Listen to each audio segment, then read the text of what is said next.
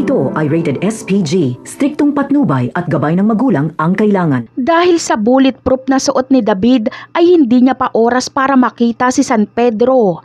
Mabubuhay si David at makakatakas ito kay Tanggol. Sa paglapit ni Tanggol kay David ay magugulat siya dahil biglang naglaho si David. Bagamat gustong habulin ni Tanggol ang bumaril kay Celso ay hindi niya magawa.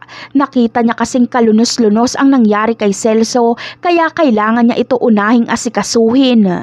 Samantala, walang matitira sa isang batalyong mga tauhan ni David kahit si Bullet ay pinatay ni Tanggol. Kaya mag-isang uuwi si David sa mansyon at sugatan pa siya dahil tinamaan siya sa balikat. Galit na galit si Ramon sa ginawang ito ni David. Mas lalong mawawala ng tiwala si Ramon sa kanyang anak dahil iisang babae lang ang kanilang target pero naubos ang kanilang mga tauhan at muntik pang mamatay si David.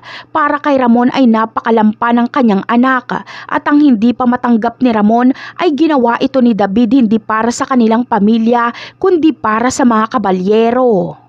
Samantala, parang titigil ang paghinga ni Olga kapag magsalita na si David at magpaliwanag. Sasabihin kasi ni David na galing sila sa sitio Sandingan at si Samantha ang kanilang target na siyang dahilan kaya namatay si Pablo.